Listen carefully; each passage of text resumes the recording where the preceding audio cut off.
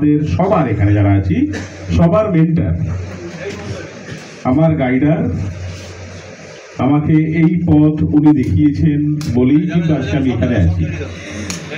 তো আমি সবাইকে অনুরোধ করব আপনারা একটু দাঁড়িয়ে দীপঙ্কর দাকে আমাদের সকলের জন্য আজকের যে 19th উইকটাকে আমরা স্মরণীয় করে রাখবো, তার জন্য আমি দীপঙ্কর দাকে এখন মাইক্রোফোন জোরে জোরে এক্সাইটমেন্ট লাগবে, কারণ এই যে 8 ঘন্টা 45 মিনিট আমাদেরকে অনেক কিছু দেবে, তার জন্য আমাদেরকে একটু এক্সাইটমেন্ট ধরে রেখে এই 8 ঘন্টা একদম কনস্ট্যান্টলি আমরা শুনবো।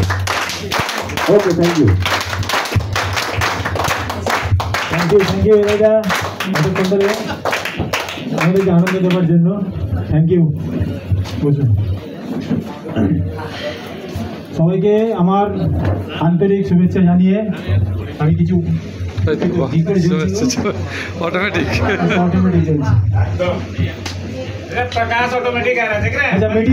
মিটিং ভালো লাগছে? কতটা ভালো লাগছে একটুখানি চেক করি। Thank you. আচ্ছা, আমার পরিচয় দিই। আমার নাম হচ্ছে দীপঙ্কর রয়। আমি এই সাবজেক্টের মধ্যে 2 বছর 7 মাস আছি। আমার বাড়ি হাওড়া, বোটানিক্যাল গার্ডেন আমরা সবাই জানি, এশিয়ার মধ্যে সবথেকে বড় বট গাছ আমার বাড়ির পাশেই আছে। আমার পরিচয় পৃথিবীর যে কোনো জায়গায় যাব, শুধু এই নামটা নিলেই আমার বাড়ির ঠিকানা সে পেয়ে যাবে। ওইখানে আমার বাসস্থান। আমিও মার্কেটিংয়ের অনেক দিন ধরে মার্কেটিং করছি, কিন্তু এই কোম্পানিতে আমি 2 বছর 7 মাস আছি। তো আমি এইরকমভাবে আপনাদেরই মতো কোনো একটা মিটিংয়ে আমি ইনভাইটেড হয়েছিলাম। শোনার পর, সাবজেক্টটা শোনার পর আমি ফিল করলাম যে ব্যবসা করি বা না করি, নেটওয়ার্ক মার্কেটিং আবার ফিরি বা না ফিরি, কিন্তু এই প্রোডাক্টটা আমার কাছে লাগবেই। প্রোডাক্টটা অসাধারণ প্রোডাক্ট। আমরা নিজেরাও মাঝে মাঝে এক্স্যাক্টলি ফিল করি না যে প্রোডাক্টটা আমাদের হাতে যেটা এসেছে ওটা কীরকম ধরনের প্রোডাক্ট। কাজ করে যাচ্ছি কিন্তু ফিলিংসটা নেই। ফিলিংস থাকলে রাতের ঘুম উড়ে যাবে। এই দুনিয়ার যত মানুষ আছে না, যত মানুষ আছে, সব মানুষের বাড়িতে এই প্রোডাক্টটা ঢুকবে, এতটাই এর গুরুত্ব আছে। সে যত বড়ই ডক্টর হোক, যত বড়ই ধনী ব্যক্তি হোক, যতই শিক্ষিত মানুষ হোক, তার বাড়িতে এই প্রোডাক্টটা যাবেই যাবে। কেন প্রোডাক্টটা সায়েন্স যদি আমরা ফিল করি, সায়েন্স যদি আমরা জেনে যাই যে প্রোডাক্টটা কেন আমরা নেব, কেন নেব এই প্রোডাক্টটা। আমাদের আগেকার লাইফস্টাইল আর এখনকার লাইফস্টাইল হিউজ ডিফারেন্স হয়েছে। আমাদের এখন যা ডিজিজ হচ্ছে, সেই ডিজিজগুলোর নতুন আমরা নাম, যেটা আমরা নামে জানি, সেটা হচ্ছে লাইফস্টাইল ডিজিজ, বলি না? কোনো রোগের নাম বলি না আমরা, লাইফস্টাইল ডিজিজ, যেগুলো আর কোনোদিনই সারবে না। হোয়াট ইজ লাইফস্টাইল ডিজিজ সেটা জেনে যাই 2 মিনিট। আমার খুব টাইম শর্ট, আমি খুব তাড়াতাড়ি বলবো, হ্যাঁ, ধরে নেবেন। কেন আমি সবাইকে সবার বক্তব্য শোনার পর আমার আত্মতৃপ্তি হয়, তারপর আমি কিছু বলতে পারি। যদি আমাকে প্রথমে দিয়ে দেয় আমি কিচ্ছু বলতে পারবো না।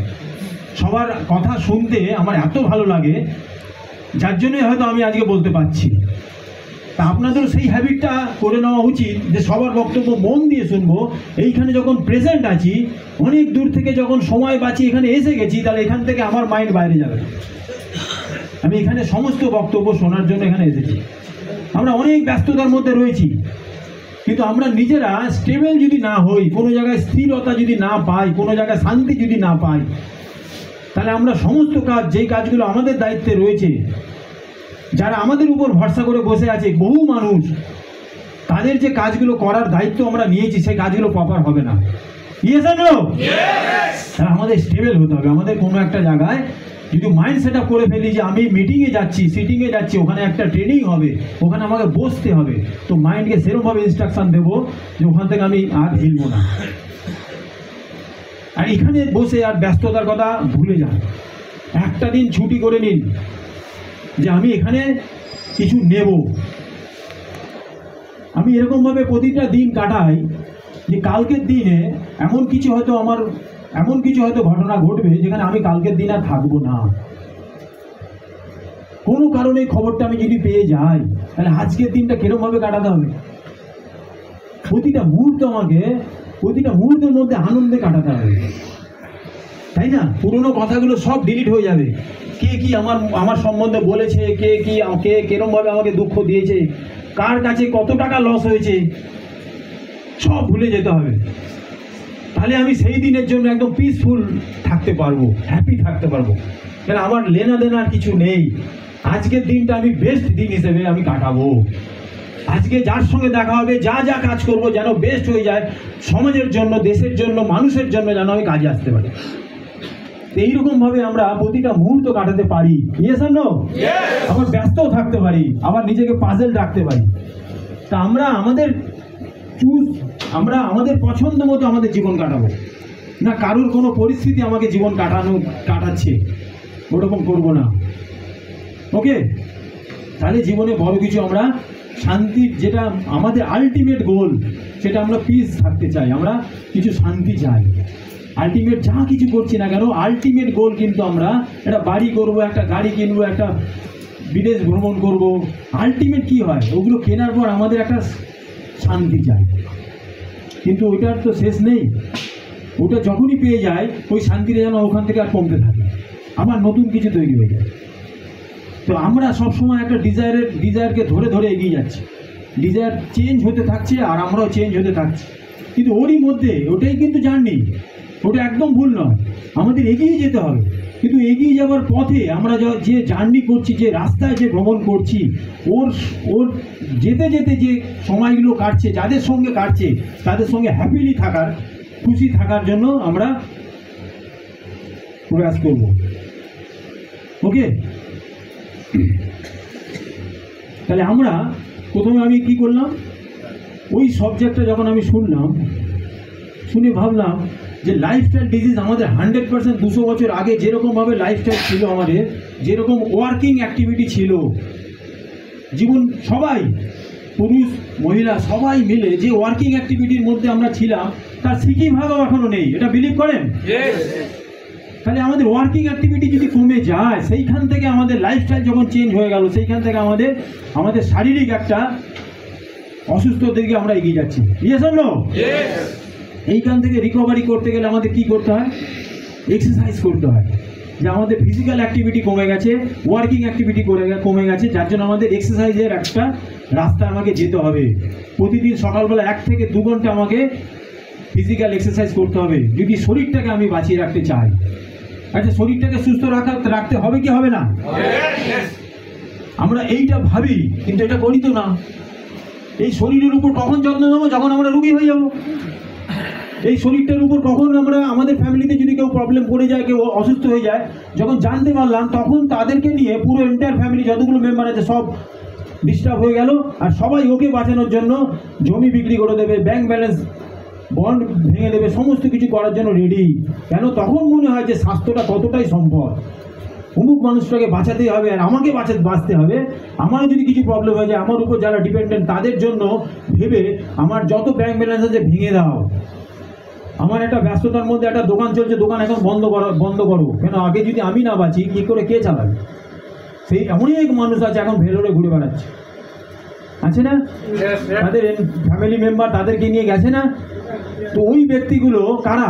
ওই ব্যক্তিগুলো আমাদেরই ফ্যামিলির মধ্যে কেউ না কেউ। হ্যাঁ, আচ্ছা, ওদের জন্য তো হসপিটাল, নার্সিংহোম, মেডিসিন, সমস্ত সব দোকান খোলা আছে, ফেসিলিটি আছে না? কিন্তু ওইগুলো ব্যবহার করে আমরা কি আমাদের শারীরিক কষ্টটাকে মেটাতে পারবো? আমরা কি অসুস্থ হার্টটাকে, অসুস্থ যে স্রোত চলছে, যে পরিমাণে আমরা অসুস্থর দিকে দৌড়ে যাচ্ছি সবাই মিলে, যে রেশিওতে যাচ্ছি, সেটা কি আটকাতে পারবো?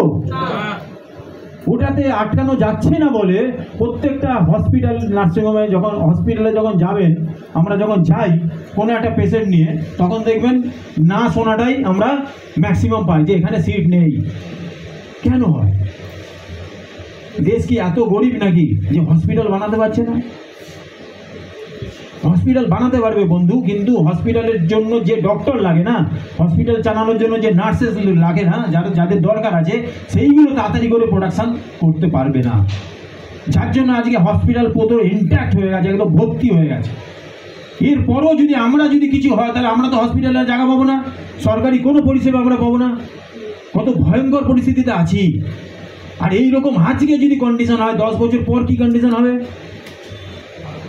যে রেশিওতে আমরা যদি নিজেকে আটকাতে না পারি, আমরা যদি নিজেকে প্রোটেকশন না করি এখন থেকে, যে রোগী হতে দেব না,